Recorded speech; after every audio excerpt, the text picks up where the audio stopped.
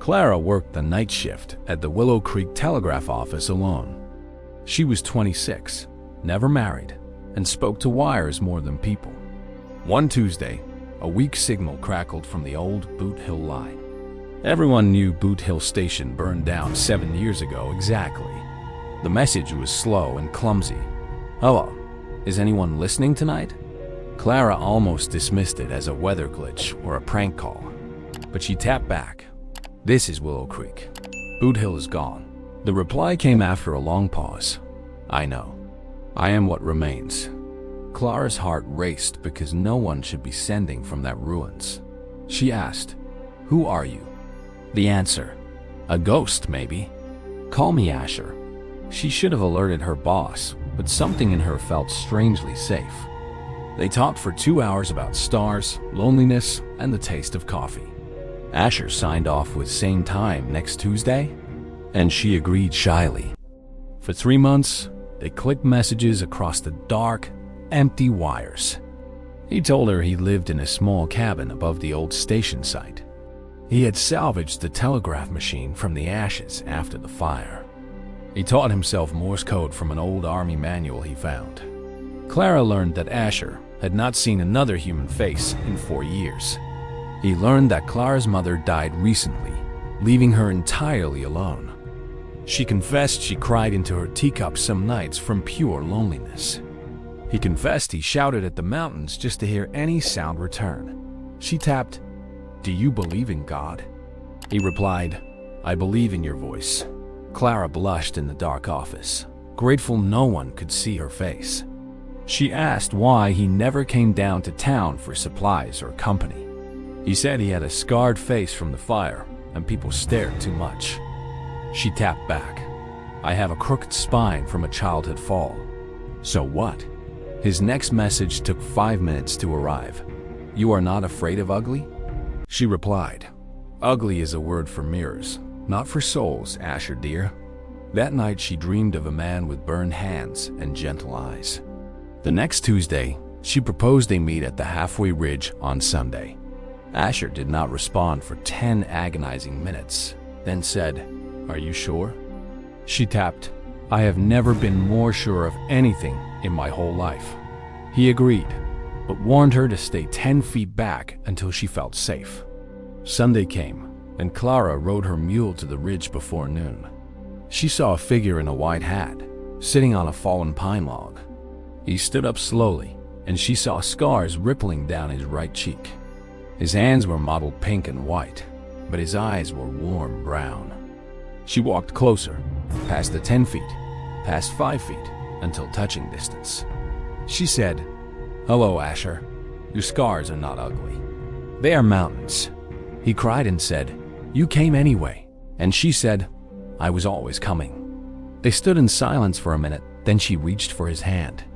He flinched, then relaxed, letting her fingers trace his burned skin gently. She said, "I have waited 30 Tuesdays to hold this exact hand." He whispered, "I have waited 4 years to hear a kind voice face to face." They sat on the log and talked without telegraph clicks for the first time. Clara learned his real name was Asher Boone, a former railroad worker. He had been trapped in the Boot Hill fire, trying to save his partner. His partner died, but Asher pulled him out, burning his hands and face. The town blamed him for the fire, so he fled into the mountains alone. Clara said, "That town was wrong, and I'm sorry they hurt you." Asher said, "You have already healed me more than they ever hurt me." She visited him every Sunday after that, bringing bread and books. He taught her to read the mountains, and she taught him to laugh again. On the 4th Sunday, she kissed his scarred cheek without hesitation. He pulled back, asking, "You truly do not mind this ruined face of mine?" She said, "Your face is a map of bravery, not ruin, Asher Boone."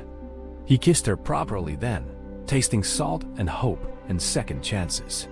Clara told her boss about the old Boot Hill line and the man behind it. The boss wanted to report Asher, but Clara threatened to quit immediately. She moved her telegraph equipment to a small cabin near the ridge instead. Asher built her a desk by the window so she could see the valley. They worked together, relaying messages for the county by day peacefully. By night, they still tapped love notes to each other across the room. He would click, "You are beautiful," and she would reply, "So are your scars." One evening, he asked to marry her, tapping the proposal in Morse code. She read the dots and dashes and cried tears of absolute pure joy.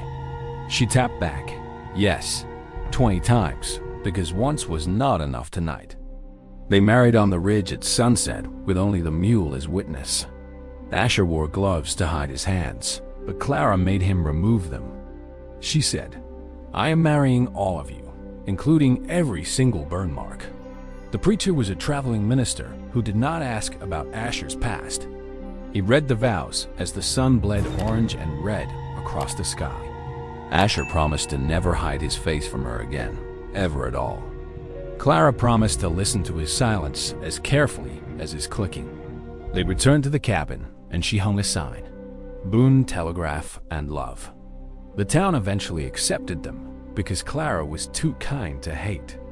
Asher came to town once a month, his scars becoming familiar to everyone. Children stopped staring, and old men nodded at him with respect finally. Clara became pregnant in their second year, a daughter with no scars. The baby had Asher's brown eyes and Clara's crooked spine, perfectly made. Asher held his daughter and wept because he never thought he would be a father. Clara said, "See, the fire did not take everything from you after all." He named the baby Hope because she arrived on a Tuesday, their sacred day. Hope grew up learning Morse code before she learned her alphabet fully. She would tap, "I love you, Papa," to Asher across the dinner table. He would tap back, "I love you more, my little star," with tears falling. When Hope was 10, the old telegraph line finally rusted beyond repair. Asher fixed it with new wire, saying, "This line brought me your mother." He would never let it die, just like he would never let their love fade. Clara laughed and said, "You are sentimental, Asher Boone, and I adore it." They grew old together, his scars fading into her memory like old hills. On her deathbed, Clara asked Asher to tap one last message to her. He took her hand and clicked, "Thank you for answering a ghost call." She smiled and tapped back, "You were never a ghost. You were my home." She closed her eyes, and Asher held her hand until it turned cold. He lived 3 more years, tapping messages to her every single Tuesday.